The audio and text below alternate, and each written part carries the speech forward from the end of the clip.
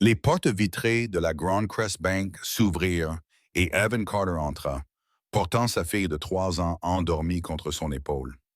Sa chemise était froissée, ses yeux creux à cause de mois d'épuisement. Autour de lui, des hommes en costume sur mesure se déplaçaient avec l'assurance de ceux qui n'avaient jamais manqué un repas.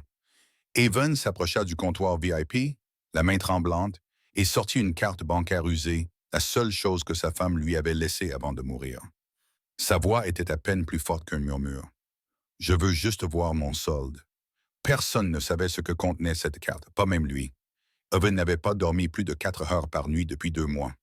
Sa fille, Lucy, se réveillait à des heures imprévisibles, pleurant sa mère. Il la serrait dans ses bras dans l'obscurité, lui murmurant que tout irait bien, même s'il n'y croyait pas lui-même. Le loyer était en retard de 3 semaines. Le réfrigérateur contenait un carton de lait, 2 œufs et une demi-miche de pain. Il avait appris à sortir le déjeuner pour que Lucy puisse dîner. Avant que la maladie ne l'emporte, sa femme Sarah travaillait comme assistante médicale dans une clinique du centre-ville. Evan était coordinateur de fret dans une entreprise de transport, mais après le diagnostic de Sarah, il avait démissionné pour s'occuper d'elle. Les factures s'accumulaient plus vite qu'il ne pouvait les compter. L'assurance en couvrait une partie. Le reste était devenu une dette qui le suivait comme une ombre. Sarah est décédée un mardi matin. L'infirmière de l'hospice était partie 1 heure plus tôt. Evan était assis à côté du lit, lui tenant la main, et Lucy dormait dans la pièce voisine. La voix de Sarah était si faible qu'il devait se pencher pour l'entendre. « Garde la carte », murmura-t-elle, ses doigts s'enroulant faiblement autour des siens. « Ne la perds pas, promets-le-moi. » Il promit. Il ne demanda pas pourquoi. Il n'y avait plus de temps pour les questions. Après les funérailles, Evan trouva la carte dans la boîte à bijoux de Sarah, glissée dans une petite enveloppe sur laquelle était inscrit son nom. C'était une simple carte bancaire, rayée et défraîchie, avec le logo de la Grand Crest Bank gravé en argent. Il ne l'avait jamais vue auparavant. Il la retourna entre ses mains, perplexe. Mais il la garda. Il la mit dans son portefeuille et n'y pensa plus. 2 mois plus tard, il se tenait dans la cuisine exiguë de leur appartement, fixant un avis d'expulsion collé sur la porte. Lucy était assise par terre à côté de lui, jouant avec un lapin en peluche qui avait perdu une oreille. Les mains d'Evan tremblaient tandis qu'il lisait la lettre. Il avait 5 jours pour payer, sinon il perdrait l'appartement. Ce soir-là, après que Lucy se fut endormie, il vida son portefeuille sur la table de la cuisine, 362 $, un ticket de caisse, une photo de Sarah et la carte. Il la prit et la regarda fixement. Il n'avait aucune idée de ce qu'elle contenait. Sarah était malade depuis si longtemps, noyée sous les frais médicaux. Il n'y avait aucune raison de penser qu'elle avait économisé de l'argent, mais elle lui avait dit de la garder. Elle lui avait fait promettre. Le lendemain matin, il habilla Lucy avec les vêtements les plus propres qu'elle avait et la porta sur son épaule. Elle était petite pour ses 3 ans, si légère qu'il ne sentait presque plus son poids. Il prit le bus pour se rendre au centre-ville, comptant les arrêts, regardant la ville grandir et briller à travers la vitre. Lorsqu'ils arrivèrent dans le quartier financier, Lucy s'était endormie contre son cou. La Grand Crest Bank se trouvait à l'angle de la 5e et de Maple, un bâtiment de verre et d'acier qui reflétait le ciel. Evan était déjà passé devant, mais n'y était jamais entré. C'était le genre d'endroit où les gens portaient des montres qui coûtaient plus cher que son loyer mensuel. Il hésita à l'entrée, son reflet le fixant depuis le verre poli. Sa chemise était froissée, ses chaussures éraflées. Les cheveux de Lucy étaient emmêlés parce qu'il avait oublié de les brosser ce matin-là. Il poussa la porte et entra. Le hall d'entrée était immense, avec un sol en marbre et un lustre qui semblait tout droit sorti d'un palais. Une femme en tailleur bleu marine passa devant lui sans le regarder, ses talons claquant bruyamment sur la pierre. Personne ne regardait Devon. Personne ne regarda Lucy endormie sur son épaule. Il se dirigea vers le comptoir principal où une jeune femme aux cheveux foncés et aux yeux bienveillants leva les yeux de son ordinateur. Son badge indiquait « Elena ». « Bonjour », dit Elena chaleureusement. « Comment puis-je vous aider ?» Evan déplaça le poids de Lucy sur son épaule et sortit la carte de sa poche. Il la posa sur le comptoir, la main encore légèrement tremblante. « Je dois vérifier le solde de cette carte », dit Evan doucement. Elena prit la carte et la passa dans la machine. Elle fronça les sourcils, puis la passa à nouveau. L'écran clignota, mais ne répondit pas. Attendez un instant, dit Helena. Elle tapa quelque chose sur son ordinateur, puis pencha la tête, fronçant davantage les sourcils. Cette carte est réservée à un usage interne. Je vais devoir vous emmener dans la zone des services VIP. Evan cligna des yeux. VIP, Helena sourit gentiment. C'est juste un système différent. Suivez-moi. Elle le conduisit à travers une série de portes en verre dépoli vers une section plus calme de la banque.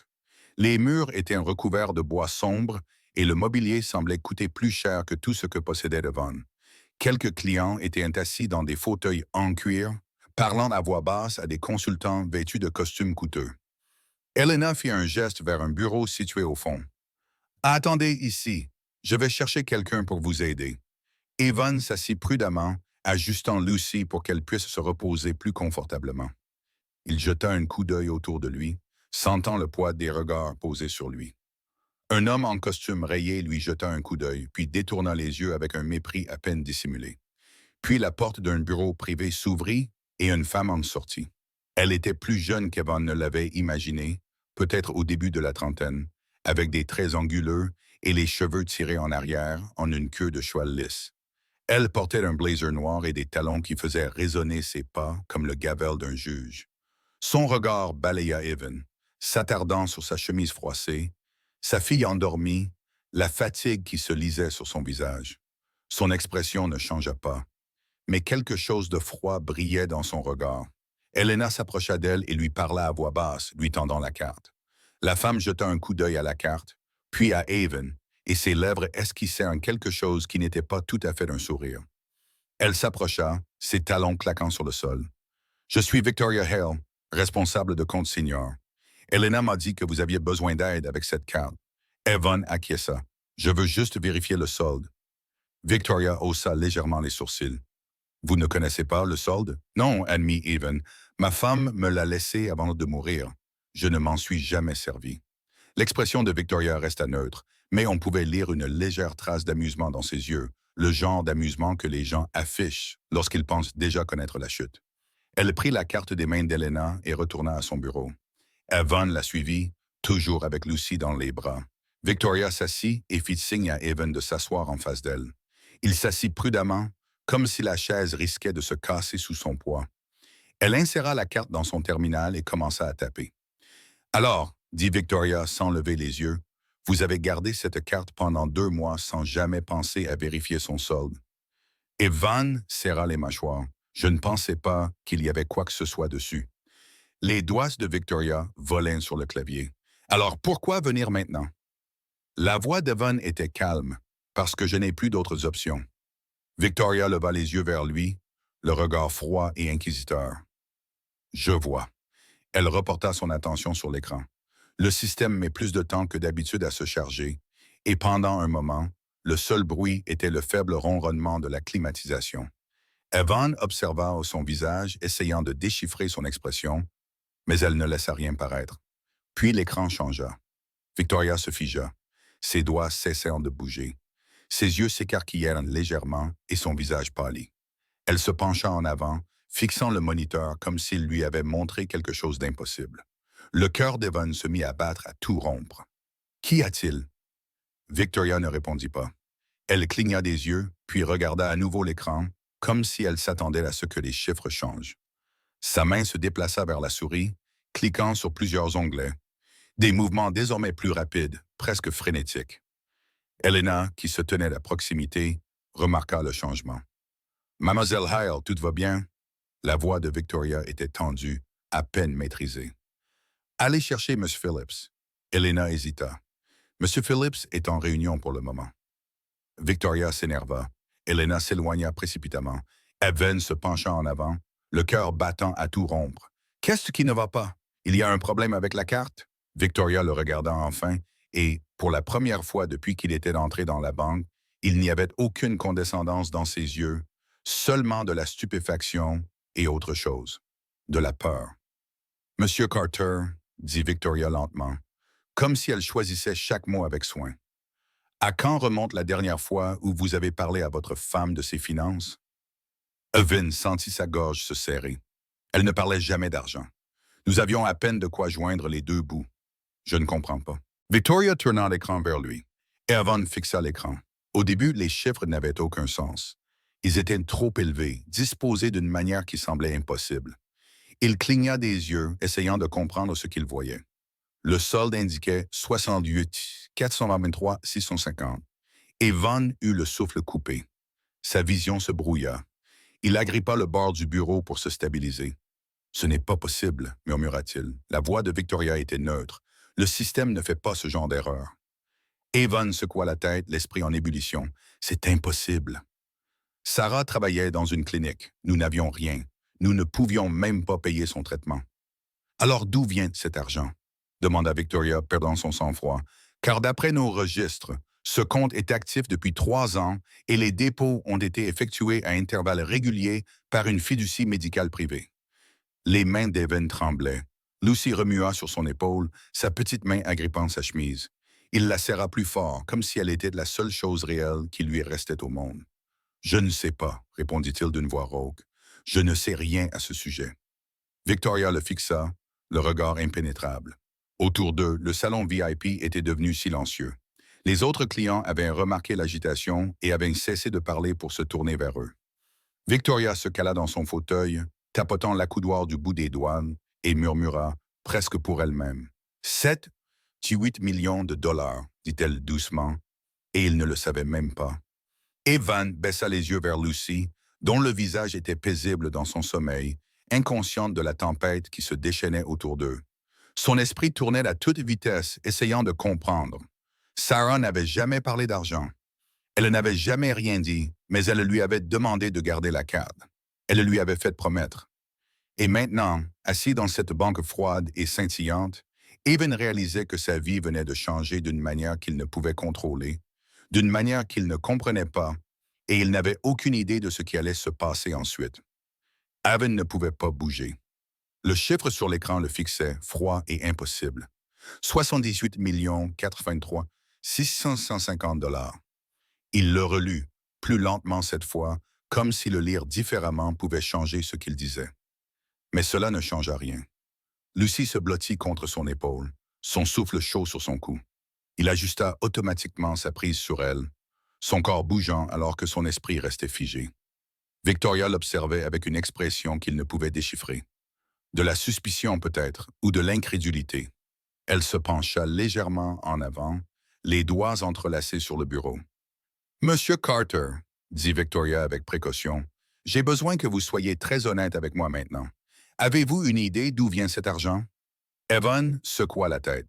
Sa voix était rauque. « Non, je vous l'ai dit, Sarah n'a jamais rien dit à ce sujet. » Victoria plissa les yeux. « Votre femme travaillait dans une clinique médicale. Vous étiez coordinateur de Fred. Aucun de ses emplois ne permettait d'accumuler une telle fortune. »« Je le sais, » dit Evan, sa frustration prenant le dessus. « Je sais que cela n'a pas de sens, mais je vous dis la vérité. Je ne savais même pas que ce compte existait jusqu'à aujourd'hui. » Victoria l'étudia longuement, la mâchoire serrée. Puis elle se retourna vers son ordinateur et se mit à taper rapidement. Ses yeux balayaient l'écran, passant rapidement d'une section à l'autre. Derrière eux, les autres clients du salon VIP ne faisaient plus semblant de ne pas regarder. Un homme en costume gris se pencha pour murmurer quelque chose à la femme à côté de lui. Un autre client sortit son téléphone, jetant des regards entre Evan et l'écran qu'il tenait dans sa main. Evan sentit le poids de leurs regards. Il était entré dans cette banque dans l'espoir d'obtenir peut-être quelques centaines de dollars, assez pour acheter de quoi manger et payer l'électricité pour un mois supplémentaire. À présent, il se trouvait au centre d'une situation qu'il ne comprenait pas, entouré de gens qui le prenaient soit pour un menteur, soit pour un idiot. La voix de Victoria interrompit ses pensées. Le compte avait été ouvert il y a 3 ans. Les dépôts ont commencé 6 mois plus tard. Ils arrivaient à intervalles irréguliers, toujours de la même source, une fondation médicale privée appelée la Harmon Family Foundation. Evan fronça les sourcils. Je n'en ai jamais entendu parler. Les doigts de Victoria continuaient à courir sur le clavier. La fondation est une fondation caritative créée par la famille Harmon en 2008. Elle finance la recherche médicale et indemnise les donneurs de moelle osseuse et d'organes.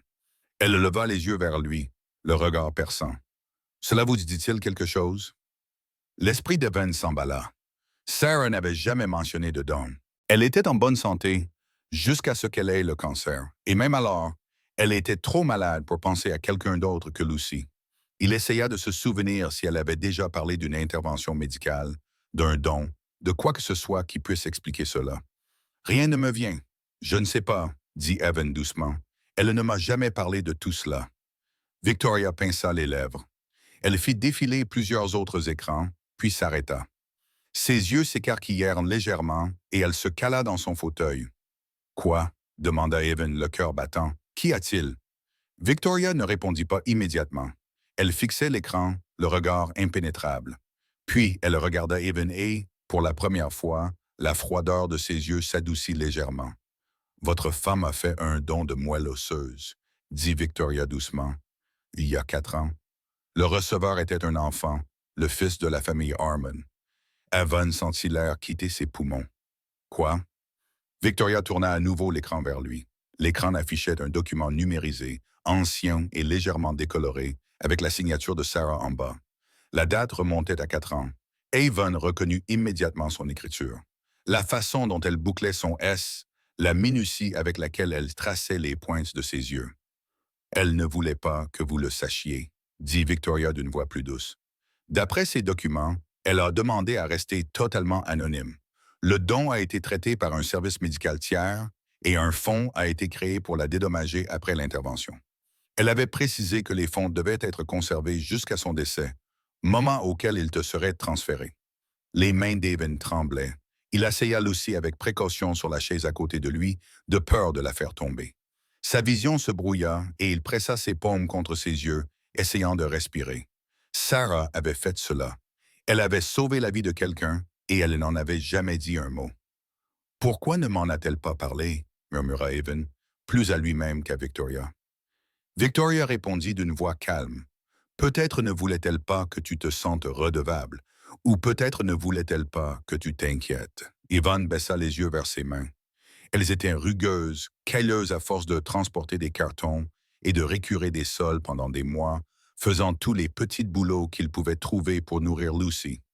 Sarah était en train de mourir, noyée sous les factures médicales. Et pendant tout ce temps, elle avait été assise sur une fortune qui aurait pu les sauver tous les deux. Mais elle avait choisi de ne pas y toucher. Elle avait choisi de la lui laisser. Evan sentit quelque chose se tordre dans sa poitrine, un mélange de chagrin, de gratitude et de colère qu'il ne pouvait nommer. Il avait envie de crier, il avait envie de pleurer, il voulait lui demander pourquoi, mais elle était partie, et il n'aurait jamais de réponse. Elena revint, suivie d'un homme grand, d'une 50aine d'années, aux cheveux argentés et vêtu d'un costume qui semblait coûter plus cher que la voiture d'Evan. Son badge indiquait James Phillips, vice-président senior. Phillips s'approcha du bureau, l'air calme mais curieux. « Monsieur Hale, quel est le problème? » Victoria se leva et fit un geste vers l'écran.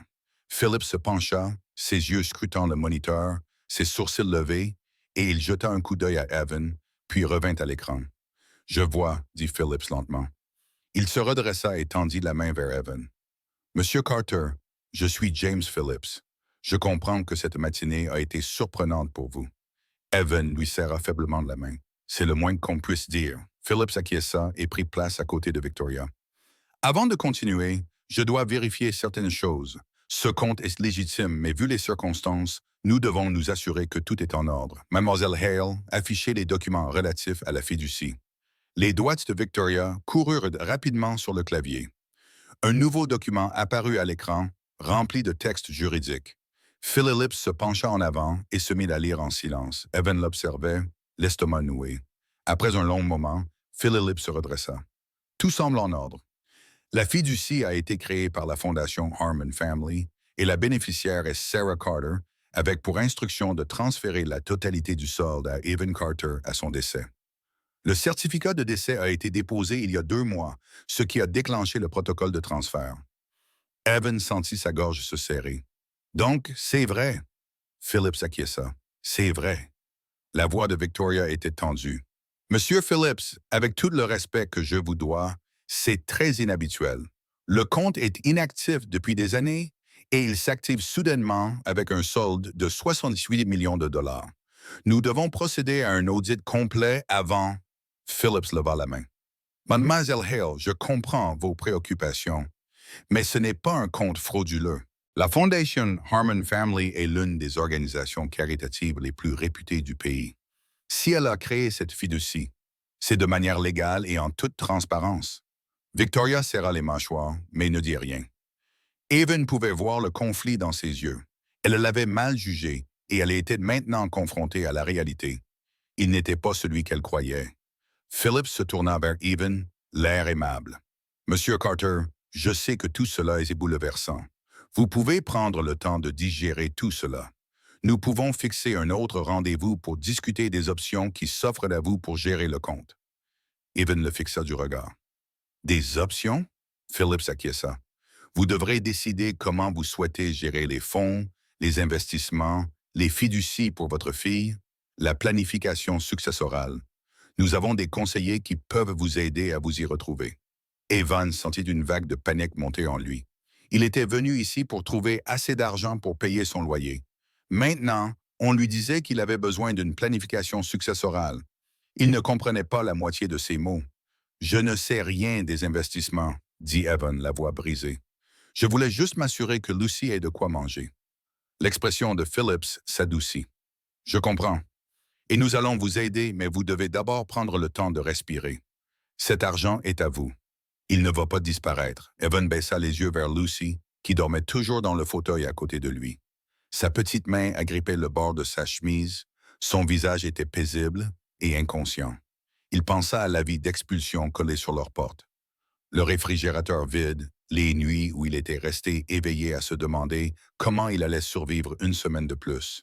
Et maintenant, en l'espace de 20 minutes, tout avait changé. Mais il ne ressentait pas de soulagement. Il avait plutôt l'impression de se noyer. Victoria s'excusa et s'éloigna du bureau. Evan la regarda partir, puis se tourna vers Phillips. « Que va-t-il se passer maintenant? » demanda Evan à voix basse. Phillips croisa les mains sur le bureau. « Maintenant, nous allons vérifier votre identité, remplir les documents de transfert et configurer l'accès au compte. C'est un processus simple, mais cela prendra quelques heures. » Evan acquiesça lentement. Lucy remua à côté de lui, ouvrant les yeux. Elle regarda autour d'elle, confuse, puis tendit les bras vers lui. Il la souleva pour la mettre sur ses genoux, et elle enfouit son visage contre sa poitrine. « Papa, j'ai faim, » murmura Lucy. Le cœur de Van se serra. « Je sais, ma chérie.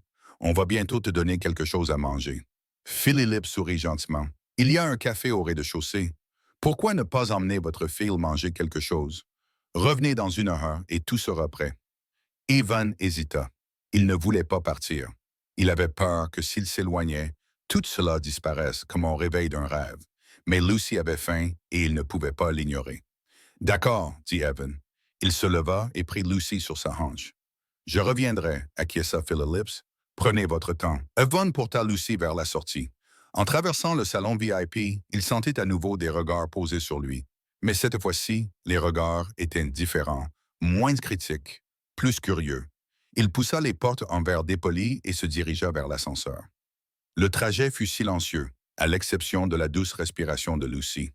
Lorsque les portes s'ouvrirent, il sortit dans le hall principal et suivit les panneaux indiquant le café. Le café était petit et moderne, avec des baies vitrées donnant sur la rue. Evan commanda un muffin et un carton de lait pour Lucy, ainsi qu'un café noir pour lui-même. Il paya avec les derniers dollars qui lui restaient dans son portefeuille, puis porta le plateau jusqu'à une table dans un coin. Lucy mangea lentement, ses petites mains déchirant le muffin en morceaux. Evan la regardait, l'esprit en ébullition. Il repensa à Sarah, allongée dans ce lit d'hôpital, lui disant de garder la carte. Il repensa aux nuits où elle était restée éveillée, fixant le plafond, le visage pâle et tiré. Il avait pensé qu'elle pensait à la mort. Mais peut-être pensait-elle à cela, à lui, à Lucy. Elle s'était battue pour eux, même si elle savait qu'elle ne serait pas là pour le voir. Evan sentit les larmes lui piquer les yeux. Il cligna rapidement des paupières pour les faire disparaître, ne voulant pas que Lucy les voie. Mais le poids était trop lourd. Le chagrin, la culpabilité, le sentiment écrasant qu'il ne méritait pas cela. Sarah avait tout donné et il ne l'avait même pas su. Lucy leva les yeux vers lui, le visage couvert de miettes. « Papa, Pourquoi tu es triste? Evan esquissa un sourire. Je ne suis pas triste, ma chérie. Je pense juste à maman. Le visage de Lucy s'illumina. Maman est au paradis. Evan acquiesça. Oui, c'est vrai. Lucy tendit la main et lui tapota la main avec ses petits doigts collants. Ça va, papa? Maman a dit. Tu es vraiment fort.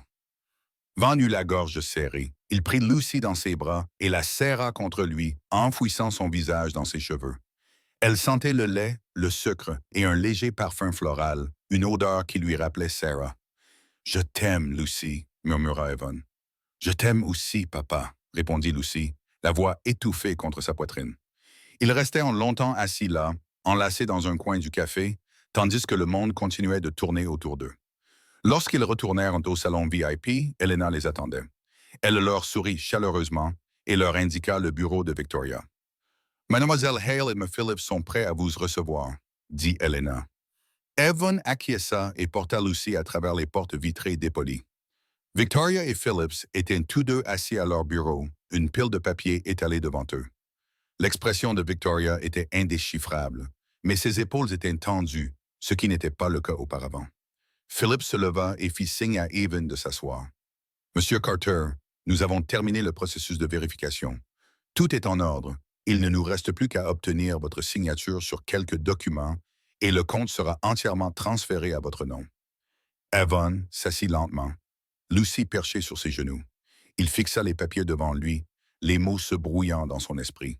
Transfert d'actifs, désignation de bénéficiaires, autorisation successorale. Il ne pouvait plus respirer. « Je ne sais pas si je peux faire ça, » dit Evan doucement. Phillips fronça les sourcils. « Que voulez-vous dire? » Les mains d'Evan tremblaient. « Je ne sais pas comment gérer ça. Je ne sais pas quoi faire avec 78 millions de dollars. Je ne peux pas. » Sa voix se brisa. « Je ne peux pas être cette personne. » Les yeux de Victoria brillèrent d'une lueur qu'il ne pouvait nommer. Elle se pencha en avant, la voix prudente. « Monsieur Carter, cet argent est à vous. Votre femme voulait que vous l'ayez. » « Mais je ne l'ai pas gagné, » dit Evan. Sa voix monta d'un ton. « C'est elle qui l'a gagné. C'est elle qui a sauvé la vie de cet enfant. C'est elle qui a subi l'intervention.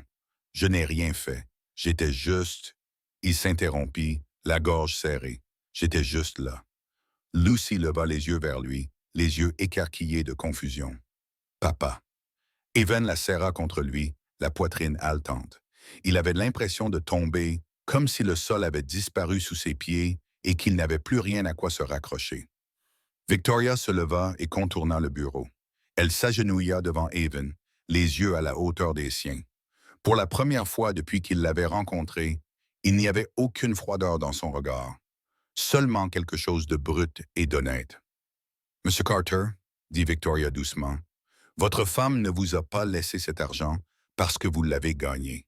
Elle vous l'a laissé parce qu'elle vous aimait, parce qu'elle voulait s'assurer que vous et votre fille iriez bien après son départ. » La voix de Victoria s'adoucit. « Ce n'est pas quelque chose que vous devez mériter, c'est simplement de l'amour. » Evan la fixa, les yeux brouillés par les larmes. Lucy enroula ses bras autour de son cou et le serra fort contre elle. « Elle me manque, » murmura Evan. L'expression de Victoria se fissura légèrement. « Je sais. » Evan ferma les yeux et laissa couler ses larmes. Il serra Lucy contre sa poitrine et se laissa aller à s'effondrer un instant au milieu de cette banque froide et scintillante. Et lorsqu'il rouvrit enfin les yeux, Victoria était toujours là, agenouillée devant lui, la main posée doucement sur son bras. « Tu n'as pas à faire ça tout seul, » dit Victoria doucement. « Laisse-nous t'aider. » Van baissa les yeux vers Lucy, dont le petit visage était appuyé contre son épaule. Il pensa à la vie d'expulsion, au réfrigérateur vide, aux nuits où il était resté éveillé, terrifié à l'idée de la décevoir. Puis il pensa à Sarah allongée dans ce lit d'hôpital, lui serrant la main une dernière fois. « Garde la carte, ne la perds pas. » Elle s'était battue pour eux même lorsqu'elle n'avait plus rien. Elle s'était battue. Et maintenant, c'était son tour. Evan s'essuya les yeux et regarda Victoria. « D'accord, » dit-il doucement. « Aidez-moi. » Victoria se leva et retourna s'asseoir en face d'Evan. Elle sortit un bloc-notes du tiroir de son bureau et cliqua sur un stylo, ses mouvements précis et contrôlés. Phillips croisa les mains sur le bureau, observant Evan avec une patience tranquille. « Commençons par le commencement, » dit Victoria d'une voix désormais calme. « Professionnel. Nous devons répondre à vos besoins immédiats. Vous avez mentionné un avis d'expulsion. Evan acquiesça, la gorge encore serrée. J'ai 5 jours, peut-être moins à présent. Victoria écrivit quelque chose sur le bloc-notes. Combien devez-vous? 200 $. Evan trouva ce chiffre absurde à présent, le prononçant à voix haute dans une pièce où des millions de dollars s'affichaient sur un écran d'ordinateur. Victoria ne réagit pas. Nous pouvons vous verser cette somme aujourd'hui. Quoi d'autre? Evan baissa les yeux vers Lucy, qui jouait avec le bouton de sa chemise en fredonnant doucement. Je dois faire les courses, payer la facture d'électricité, peut-être réparer le chauffage avant l'hiver. Victoria continua à écrire. Nous allons ouvrir un compte courant pour vos dépenses quotidiennes. Je vous recommande de commencer avec 50 000 $. Cela devrait couvrir vos dépenses immédiates et vous donner un peu de répit pendant que nous réglons le reste. Evan avait la tête qui tournait. 50 000 $. Il n'avait jamais vu autant d'argent de sa vie et elle en parlait comme s'il s'agissait de petite monnaie. Et le reste? Demanda Evan doucement. Victoria posa son stylo et le regarda droit dans les yeux. Le reste doit être géré avec précaution. 78 millions de dollars, ce n'est pas quelque chose que l'on peut simplement dépenser. Il faut investir, se protéger juridiquement, planifier ses impôts. Si vous ne faites pas attention, vous pourriez tout perdre en quelques années. Evan sentit le poids de ses paroles s'abattre sur sa poitrine. Je ne sais pas comment faire tout cela. C'est pour cela que nous sommes là, intervint gentiment Phillips. Nous avons des conseillers financiers spécialisés dans la gestion de patrimoine. Ils peuvent vous aider à élaborer un plan qui protège vos actifs et assure l'avenir de votre fille. Evan regarda Lucy, dont la petite main agrippait toujours sa chemise. Il repensa à Sarah allongée dans ce lit d'hôpital, lui tenant la main. Elle avait fait cela pour Lucy. Elle s'était assurée que quoi qu'il arrive, leur fille serait en sécurité. D'accord, dit Evan. Que dois-je faire? Victoria sortit un dossier de son bureau et l'ouvrit. Nous commencerons par créer une fiducie pour Lucy. Ainsi, ses frais d'éducation et de subsistance seront couverts quoi qu'il arrive. Ensuite, nous examinerons les investissements à faible risque, les obligations, les fonds indiciels, l'immobilier, rien d'agressif. L'objectif est la stabilité, pas un rendement rapide. Evan acquiesça, essayant de suivre. Les mots lui semblaient étrangers, comme une langue qu'il n'avait jamais apprise. Victoria poursuivit d'un ton mesuré. Vous aurez également besoin d'un conseiller financier et d'un avocat. Je peux vous en recommander plusieurs, mais c'est à vous de choisir. C'est votre argent, Monsieur Carter. Personne ne peut vous dire quoi en faire. Evan sentit quelque chose remuer dans sa poitrine. Ce n'était pas exactement du soulagement, mais peut-être le début d'un soulagement. Pour la première fois depuis des mois, il ne se sentait plus submergé. Il avait les pieds sur terre et quelqu'un lui tendait une carte. « Merci », dit Evan doucement. L'expression de Victoria s'adoucit légèrement. « De rien », répondit-elle. Phillips se pencha en avant, la voix bienveillante. « Monsieur Carter, je sais que tout cela est bouleversant, mais vous faites le bon choix en demandant de l'aide. Beaucoup de gens dans votre situation essaieraient de s'en sortir seuls, et c'est là que les choses tournent mal. » Evan repensa à la vie d'expulsion, au réfrigérateur vide, aux nuits qu'il avait passées à fixer le plafond, se demandant s'il ne valait pas mieux abandonner. Il avait été seul pendant si longtemps, portant tout le poids sur ses épaules, qu'il avait oublié ce que c'était que de laisser quelqu'un d'autre partager ce fardeau. « Je ne veux pas tout gâcher », dit Evan d'une voix à peine plus forte qu'un murmure. « Lucy mérite mieux que ça. » Phillips sourit. « Alors tu as déjà une longueur d'avance sur la plupart des gens. » Victoria passa les 2 heures suivantes à aider Evan à remplir les documents. Elle lui expliqua chaque document avec soin, s'assurant qu'il comprenait bien ce qu'il signait. Phillips intervenait de temps en temps pour apporter des précisions, d'un ton patient et rassurant. Elena leur apporta du café et un verre de jus de fruits pour Lucy, qui était devenue agitée et colorait maintenant le dos d'un formulaire vierge avec un stylo que Victoria lui avait donné. Lorsqu'ils eurent terminé, le soleil avait changé de position, projetant de longues ombres sur le sol en marbre. La main d'Evan lui faisait mal à force d'avoir signé son nom tant de fois. Mais lorsque Victoria ferma enfin le dossier et le fit glisser sur le bureau, il sentit quelque chose se détendre dans sa poitrine. C'était fait. Victoria dit, « Le compte est officiellement à vous. Le virement pour votre loyer sera effectué dans l'heure qui suit et votre compte courant sera actif dès demain matin. Evan fixait le dossier, incapable de parler. Cela lui semblait irréel, comme s'il regardait la vie de quelqu'un d'autre se dérouler devant lui. Victoria se pencha en arrière sur sa chaise, l'air pensif. « Monsieur Carter, puis-je vous poser une question? » Evan leva les yeux. Bien sûr, la voix de Victoria était plus calme maintenant, presque hésitante. « Quand vous êtes entré ici ce matin, à quoi vous attendiez-vous? » Evan y réfléchit un instant. « Honnêtement, je ne m'attendais à rien. Peut-être quelques centaines de dollars si j'avais de la chance. Assez pour payer l'électricité pendant un mois. » Il baissa les yeux vers Lucy, qui continuait à gribouiller sur le papier. « Je voulais juste survivre. » Victoria acquiesça lentement. Et cette fois, Evan ne répondit pas tout de suite. Il pensa à Sarah, à la façon dont elle lui avait tenu la main dans ses derniers instants. Il pensa à la carte qu'elle lui avait laissée, au secret qu'elle avait gardé pour le protéger. Il pensa à Lucy et à l'avenir qui venait de s'ouvrir devant eux. « Maintenant, dit Evan doucement, je pense que j'ai une chance de faire plus que survivre. » L'expression de Victoria changea, et pour la première fois depuis qu'il l'avait rencontrée, elle sourit. C'était petit, à peine perceptible, mais c'était réel. « Bien, dit Victoria. » Elle se leva et lui tendit la main. « Si vous avez besoin de quoi que ce soit, Monsieur Carter, n'hésitez pas à appeler. Nous sommes là pour vous aider. » Evan lui serra la main, surpris par la fermeté de sa poigne. « Merci pour tout. » Victoria le regarda dans les yeux pendant un instant, et quelque chose d'inexprimé passa entre eux. Une reconnaissance peut-être, ou des excuses. « Je suis désolé, dit Victoria doucement.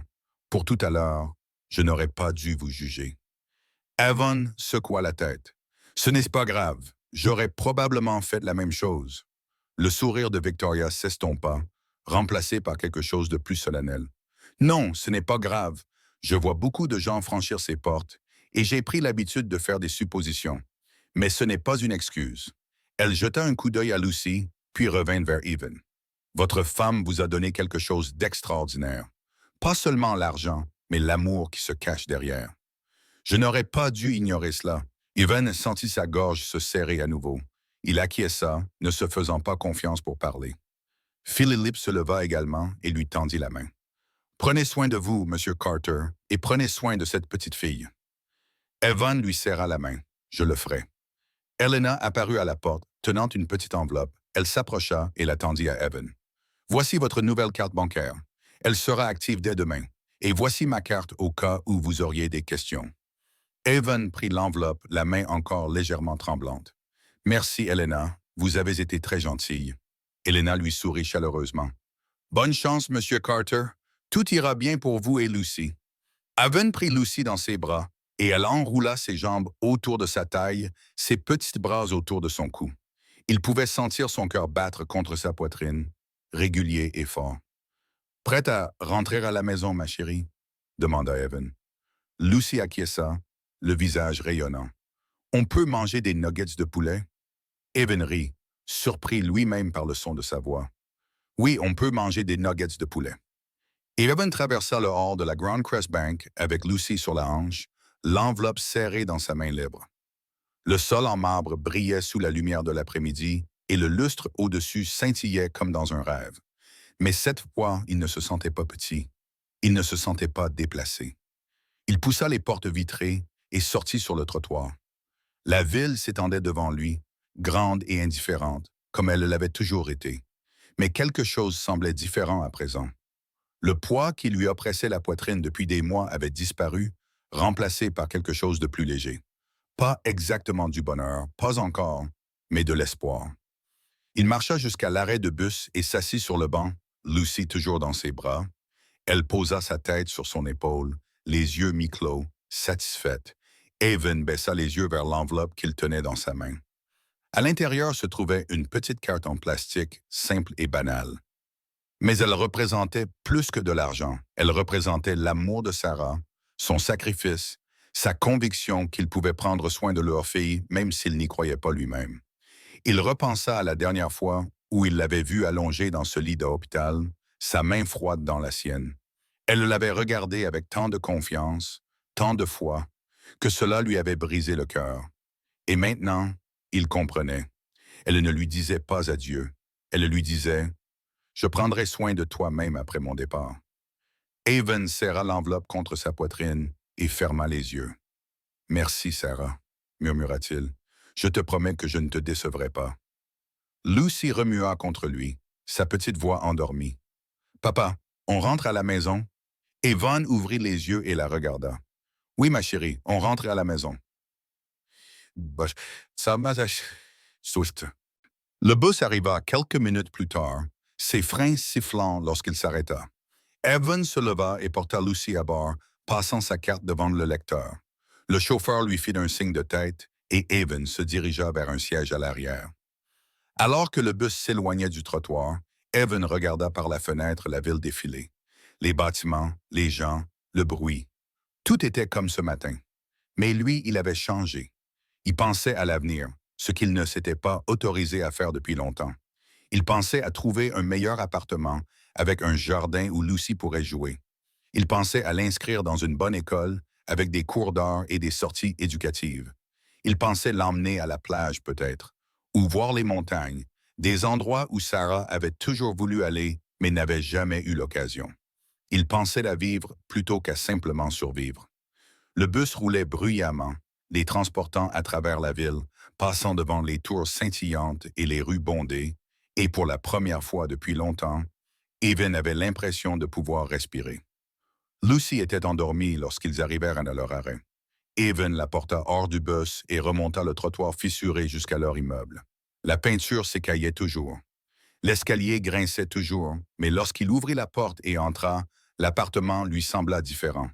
Plus chaleureux, en quelque sorte, comme s'il n'était plus seulement un endroit où se cacher. Il allongea Lucy sur le canapé et la couvrit d'une couverture. Elle se blottit dessous, le visage paisible, sa petite main glissée sous sa joue. Evan s'assit à côté d'elle et la regarda dormir, le cœur serré par l'amour, le chagrin et la gratitude. Il pensa à Sarah, à la femme qu'elle avait été, forte, gentille et altruiste. Elle lui avait tout donné, même lorsqu'elle n'avait plus rien à donner.